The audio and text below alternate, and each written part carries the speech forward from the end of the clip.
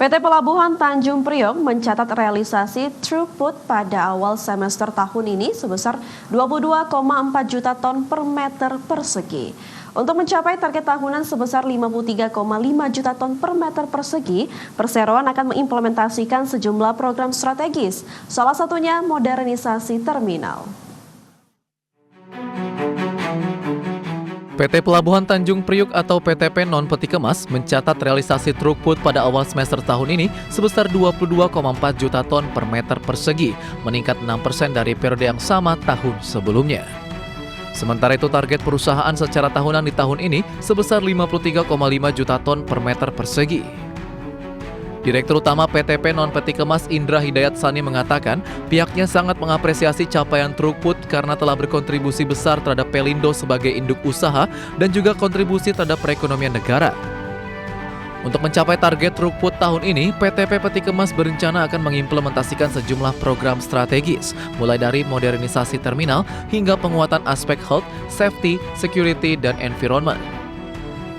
Ya, alhamdulillah ya PT Pelabuhan Tanjung Priok sebagai salah satu cucu perusahaan daripada Pelindo, kita sudah kontribusi sangat luar biasa, bukannya kepada perusahaan, banyak kepada Pelindo, tapi juga terhadap perekonomian Indonesia, di mana kita memperlancar daripada kegiatan ekspor dan impor barang. Secara detail, kontribusi capaian throughput atau arus barang di semester pertama tahun ini berasal dari 4 jenis kemasan utama, diantaranya 45% dari curah kering, 27% general cargo, 22% curah cair, dan 6% bag cargo. Jakarta, Rikian Wardi, IDX Channel.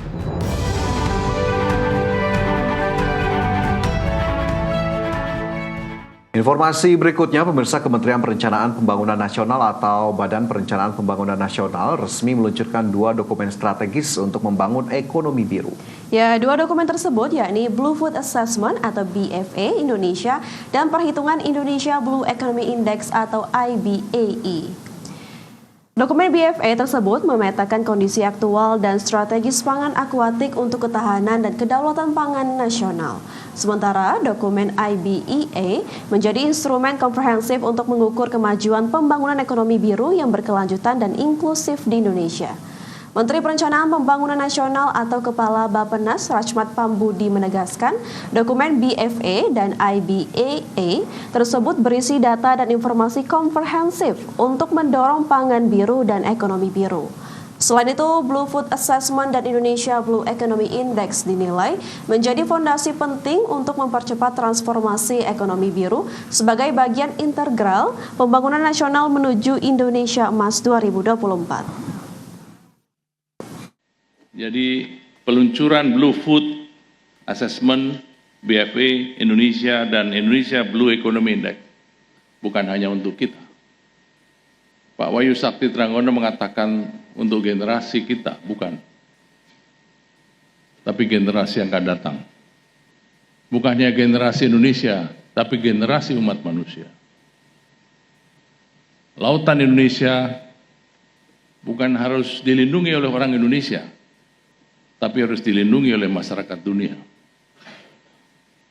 Karena itu, pembangunan visi Indonesia Emas 2045 yang mencantumkan bahwa laut adalah sumber kekayaan, sumber kehidupan, itu adalah sumber bagi manusia dan sumber bagi umat manusia. Ya, sebagai negara maritim ini tentu menjadi keniscayaan ya, Vin, bahwa Indonesia harus terus mengembangkan ekonomi biru, jangan hanya ekonomi hijau saja yang memang masih terus berproses, tapi ekonomi biru juga tetap harus diberikan perhatian karena memang banyak sekali potensi yang bisa dimanfaatkan untuk kemudian ekonomi biru Indonesia bisa semakin berkembang, karena mungkin baru 1-2 sisi saja yang dilihat, tapi belum benar-benar menyeluruh, karena ekonomi biru ini jika memang benar-benar dipush, diberikan perhatian, masyarakat terutama di sekitar pesisir begitu ya, ini juga akan mendapatkan manfaat yang luar biasa besar dari ekonomi biru ini. Ya, benar sekali Fajar. Seperti contohnya saja dari sisi pariwisata bahari ya, atau pariwisata yang kita lihat di pantai-pantai seperti diving, scuba diving dan juga dan lain sebagainya. Itu rata-rata ya kalau di Bali atau juga di Papua Raja Ampat itu yang rata-rata yang punya itu WNA ya. Sedih sekali itu rata-rata yang punya WNA. Padahal itu bisa banget dikembangkan ya, dan juga bisa jadi salah satu mata pencarian pencarian warga lokal di sekitar sana ya. Dan itu besar sekali potensinya untuk saat ini, apalagi di sini saat ini apa-apa kan masyarakat juga healing ke Bali gitu-gitu. Jadi itu merupakan salah satu juga potensi ekonomi biru yang sangat besar di Indonesia yang saya harap bisa dikembangkan oleh pemerintah ya. Iya, betul sekali, kita harapkan yang terbaik begitu ya untuk pengembangan ekonomi biru Indonesia. Kembali bersama kami di Prime Market Highlights, pemirsa. Kamar Dagang dan Industri atau Kadin Indonesia mengapresiasi capaian pertumbuhan ekonomi kuartal 2 2025 sebesar 5,12%. Ya, angka pertumbuhan ekonomi tersebut diakui menjadi kabar baik bagi dunia usaha.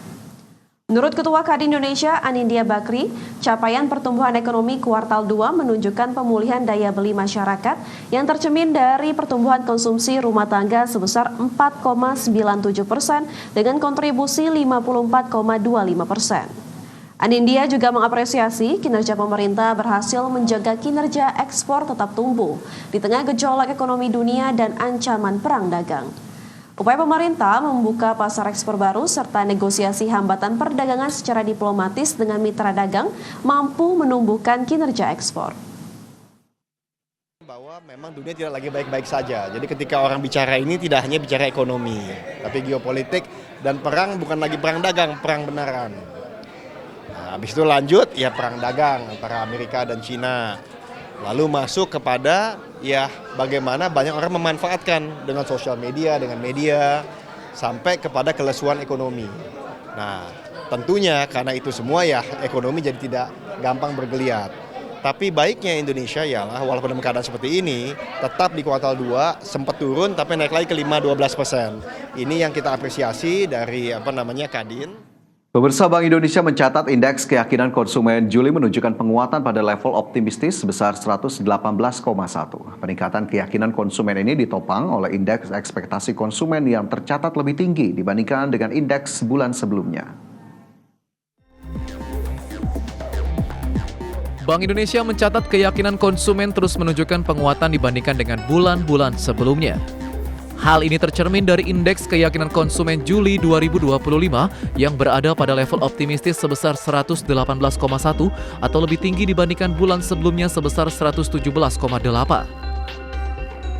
Peningkatan keyakinan konsumen pada Juli 2025 ditopang oleh indeks ekspektasi konsumen yang tercatat sebesar 129,6 atau lebih tinggi dibandingkan dengan indeks bulan sebelumnya sebesar 128,9. Sementara itu, indeks kondisi ekonomi Juli 2025 tercatat sebesar 106,6, turun tipis dibandingkan dengan indeks bulan sebelumnya sebesar 106,7. Berdasarkan kelompok pengeluaran, keyakinan konsumen pada Juli 2025 meningkat untuk seluruh kelompok dengan IKK tertinggi tercatat pada responden pengeluaran 4,1 hingga 5 juta rupiah, diikuti oleh responden pengeluaran lebih dari 5 juta rupiah. Secara spasial, peningkatan indeks keyakinan konsumen terjadi di mayoritas kota, yang tertinggi di Pontianak, Semarang, dan Jakarta. Sementara itu, sejumlah kota mengalami penurunan IKK, terutama di Medan, Makassar, Surabaya, dan Mataram. Sementara itu, persepsi konsumen terhadap kondisi ekonomi saat ini tetap terjaga.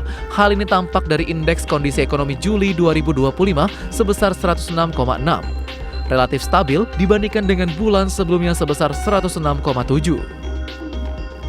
Terjaganya indeks kondisi ekonomi ini bersumber dari komponen indeks penghasilan saat ini dan indeks pembelian barang tahan lama durable goods yang tercatat di level optimis masing-masing sebesar 117,8 dan 106,6. Jakarta, Tim Liputan IDX Channel.